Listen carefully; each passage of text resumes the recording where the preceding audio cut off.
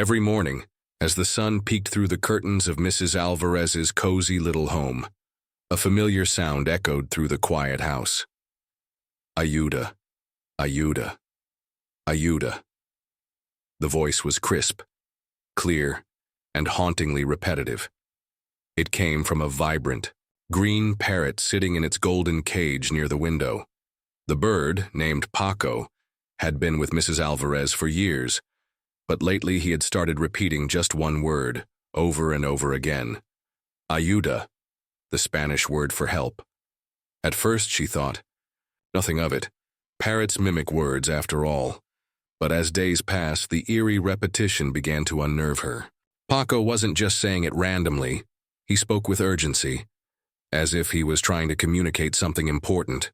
Neighbors who visited her small home in Madrid also noticed it. "That bird gives me chills," one of them muttered. "Why does he keep saying that?" Mrs. Alvarez laughed it off at first. "Oh, who knows, maybe he picked it up from the TV." But deep down, a strange unease settled in her chest. Paco had never been like this before. He had learned words from her, greetings, little phrases, even songs, but he had never fixated on just one word so obsessively. One evening, her grandson Miguel came to visit. He had always been fascinated by Paco and loved playing with him. But that day, as he approached the cage, Paco flapped his wings wildly and shouted again, "Ayuda! Ayuda!" Miguel frowned. "Abuela, why does he keep saying that? It's like he's warning us about something." The thought sent a shiver down Mrs. Alvarez's spine. Could it be a coincidence? Or was Paco trying to say something they were all ignoring? That night, as she lay in bed, the word kept ringing in her ears. Ayuda, Ayuda. A parrot's memory is sharp. They don't just repeat words, they remember them from specific moments. But where had Paco learned this? And why was he saying it now so desperately? Mrs. Alvarez had no idea that the answer to this mystery would shake her to her core. Paco wasn't just any parrot. His past carried secrets that no one had ever uncovered. Years ago, before he came into Mrs. Alvarez's life, Paco belonged to someone else. His feathers were just as vibrant, his voice just as sharp, but his world was entirely different. He had once lived in a small apartment in the heart of Madrid, in a home filled with laughter, music, and warmth. His owner was a man named Javier, a kind-hearted musician who loved Paco like family. Javier had bought Paco from a small pet shop when the bird was just a few months old. Unlike other parrots, Paco had shown a unique ability to mimic words almost instantly. He would sit on Javier's shoulder as he played the guitar, chirping along to the melodies. The two of them were inseparable. Javier spoke to Paco like a friend, and Paco responded as if he understood every word. But one day, everything changed. Javier disappeared. No one knew exactly what had happened. His neighbors whispered different stories. Some said he had moved away. Others believed something more sinister had taken place. The only thing that remained was Paco, alone in the apartment, waiting for a master who would never return. Eventually, the landlord discovered the abandoned parrot and brought him to an animal rescue center. By then, Paco had already developed a habit of repeating certain words and phrases, many of which the rescue workers didn't understand or pay much attention to. He spent weeks at the shelter, his bright feathers dulling from sadness, his chirps quieter than before. Then came the day Mrs. Alvarez walked in. She hadn't planned on adopting a parrot, but something about Paco caught her attention. Maybe it was his expressive eyes, or the way he tilted his head curiously when she spoke. The workers told her he was a well-trained parrot, though his past remained a mystery. Feeling an odd sense of connection, she decided to take him home. At first, Paco was just a normal pet.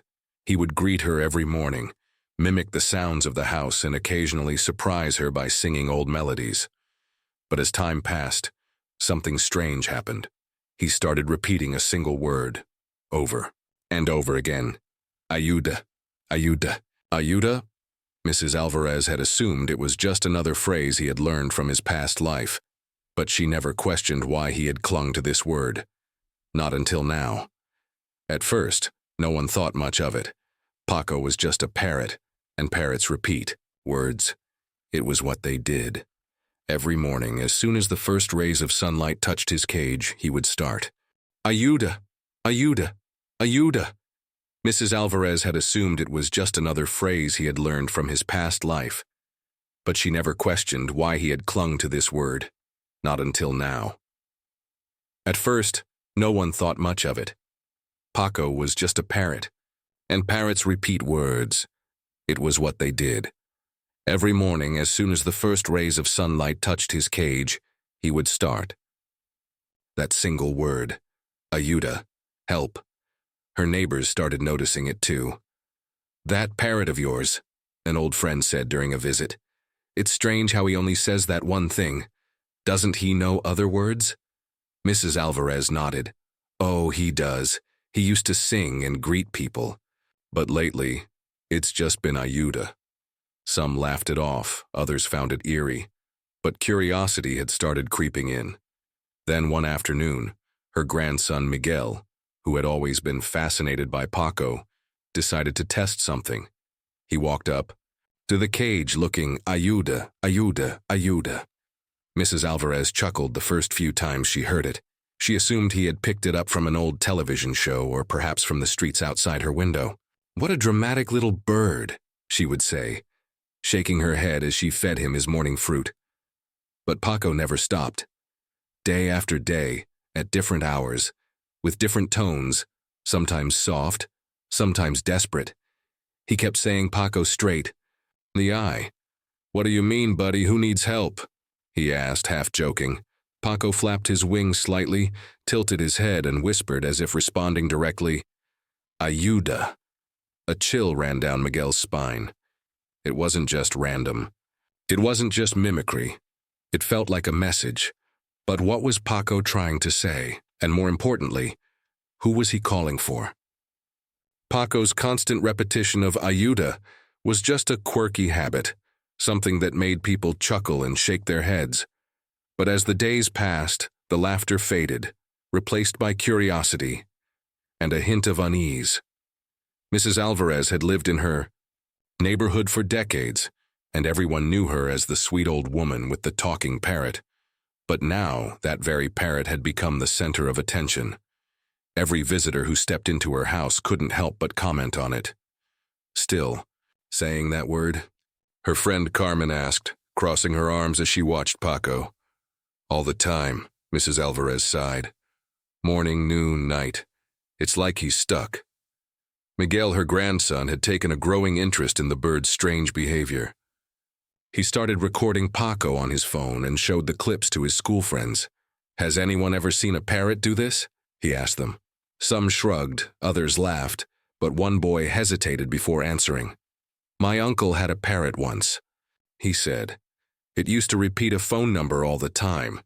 Turned out it was the number of his old owner who had gone missing years ago. The thought sent a chill down Miguel's spine. Could Paco's Ayuda mean something more than just random mimicry?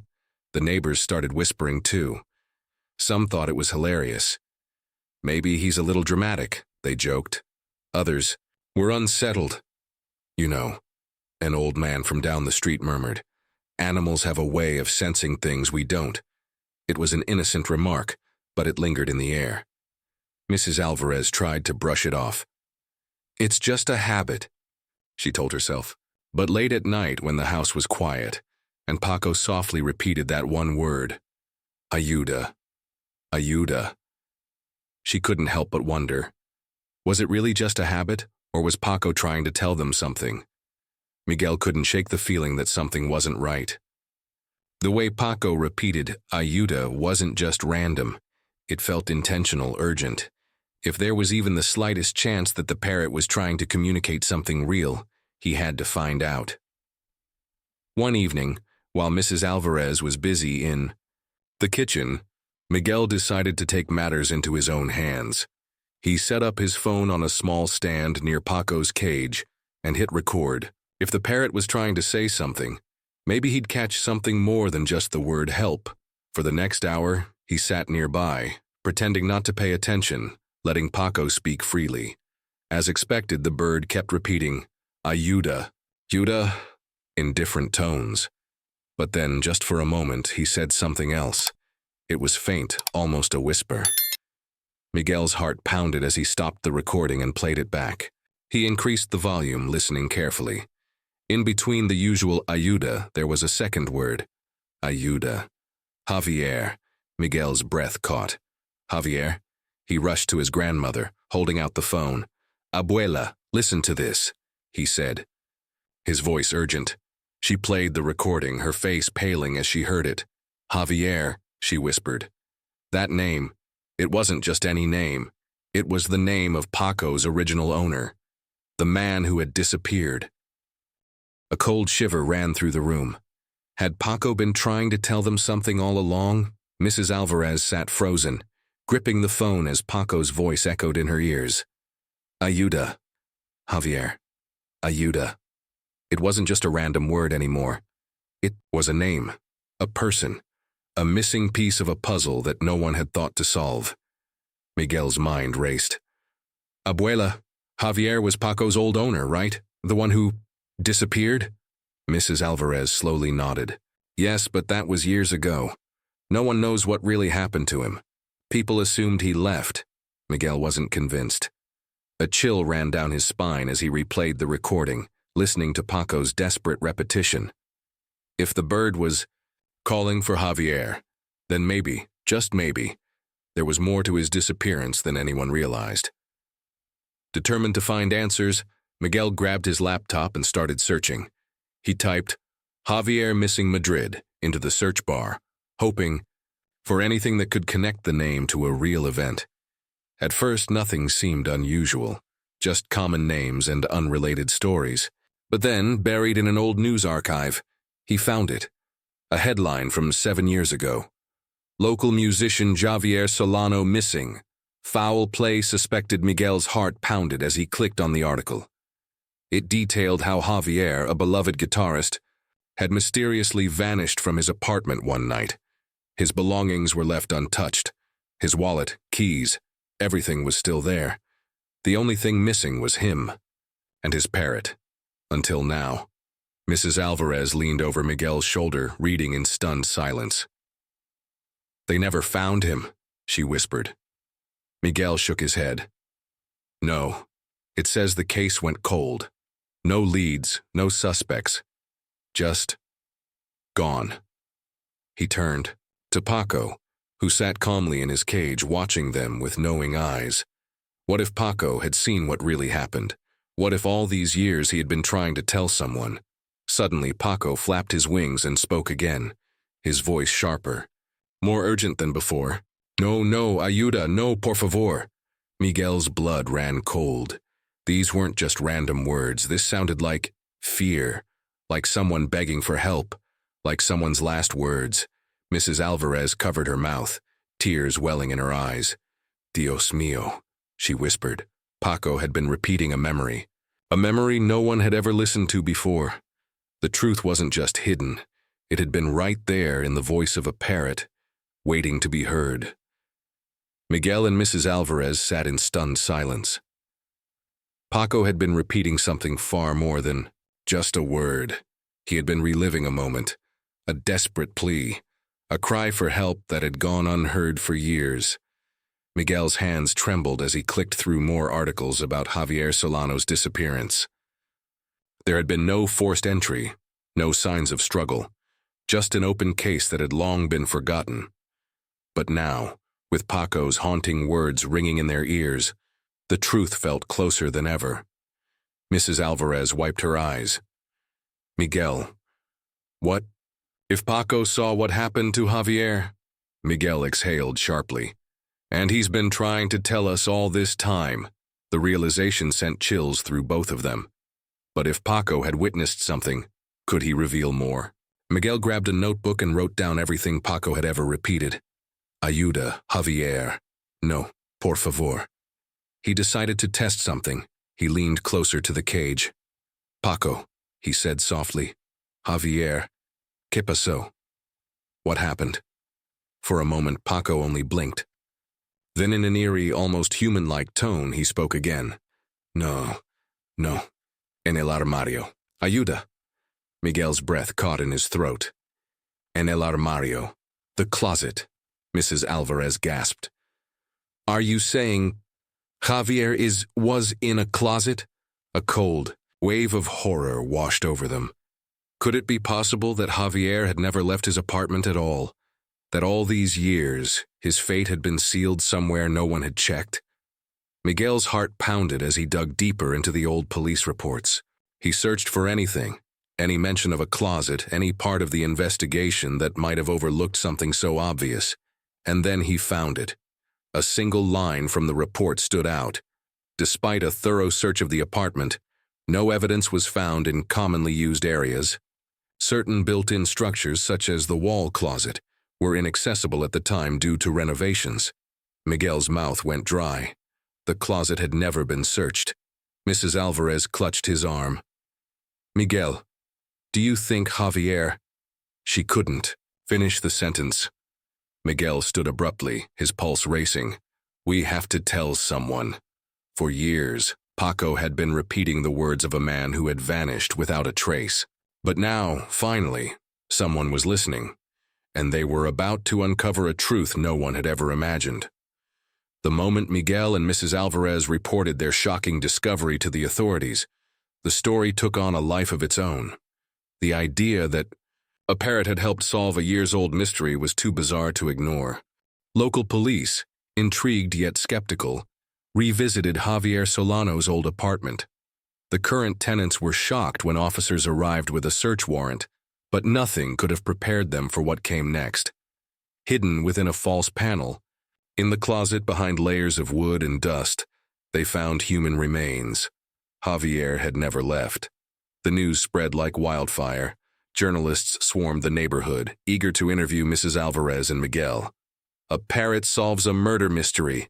Headlines flashed across TV screens and social media. Some called it a miracle, others found it chilling. Reporters bombarded Miguel with questions. How did you figure it out? Did you ever imagine a bird could remember something like this?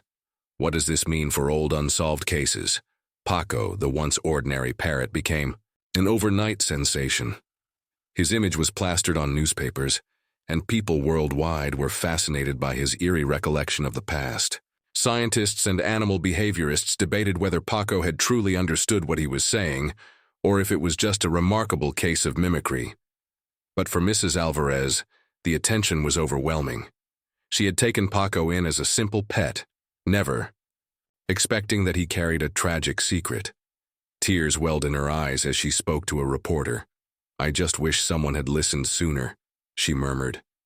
Miguel, though still in shock, felt a strange sense of fulfillment. Paco had been trying to tell the world something for years, and now, at last, he had been heard. Meanwhile, Javier's family, who had spent years in agony over his disappearance, finally had closure. They arranged a small memorial, thanking Paco, in their own way, because without him, they might have never known the truth. But as the media frenzy continued, one question remained. How many other stories were still locked away in the memories of creatures who had no voice, except the ones we failed to listen to? Just when everyone thought the mystery was solved, Paco did something that sent chills down Miguel's spine. One evening, as Miguel sat near Paco's cage, scrolling through news articles about their unbelievable discovery, the parrot suddenly spoke again. But this time it wasn't Ayuda. It wasn't Javier. It was a new name. Carlos. Carlos. Cuidado. Carlos. Be careful. Miguel froze. Carlos, he whispered. That name hadn't come up before. Mrs. Alvarez, sitting across the room, turned pale. Miguel. Javier had a brother. His name was Carlos. A deep silence filled the air. Miguel's hands shook as he searched online for Carlos Solano. To his shock, he found something terrifying. A recent article. Local man, Carlos Solano, declares he will reopen his brother's case. Determined to find the truth, Miguel's heart pounded.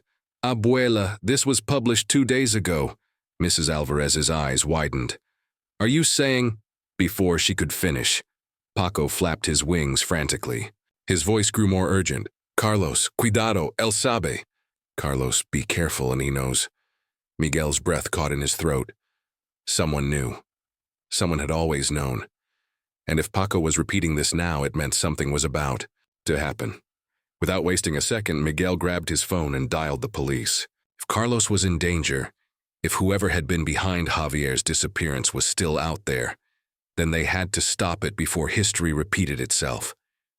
Just as the world had started to move on, Paco had spoken again. And this time, he might have just saved another life. Paco wasn't just a parrot.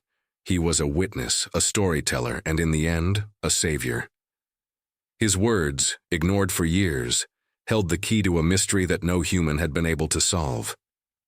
What started as a strange habit turned into a revelation that brought justice, closure, and a chilling reminder of how much the world overlooks the voices of nature.